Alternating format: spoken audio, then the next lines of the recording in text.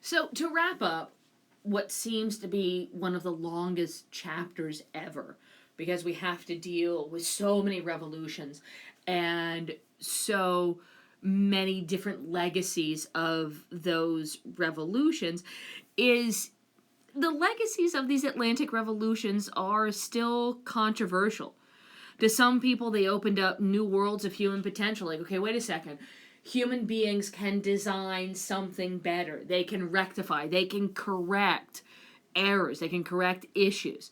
However, these revolutions are going to have a lot of victims, a lot of critics, and a lot of opponents. For example, the conservatives believe that societies were organisms that should evolve slowly, and that radical change invited disaster. I mean, if you look at some of the problems in the French Revolution, they're not necessarily wrong.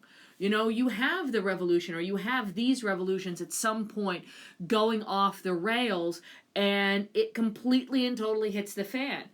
Critics are also going to argue that revolutions were largely unnecessary, that evolution or these changes would have happened anyway.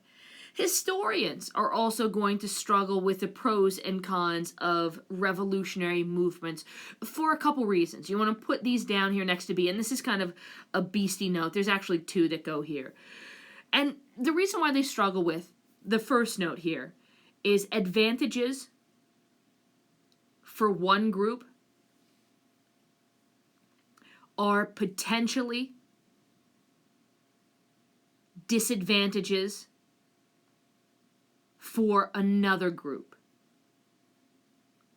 Historians kind of don't like, and really people in general, don't like where in the exact same breath you have winners and losers. That, hey, you know what, there's going to be some people that really, really benefit from this, woohoo, you can't, and you have a hard time celebrating the fact that these people got a benefit while those people getting the benefit are going to kick other people in the teeth. Like, how can you celebrate a good thing that's also simultaneously a bad thing as well? The second note I want you to put down, again, we're like underneath capital B here. And just because a certain group of people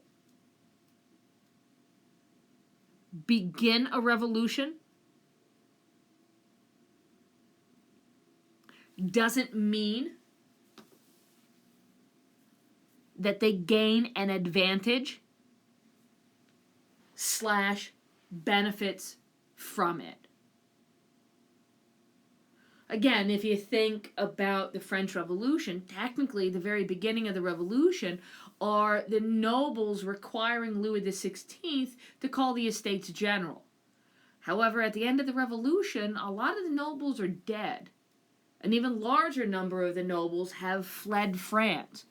And if they come back to France, what previously had defined their lives, their estates, their title, their wealth, is gone.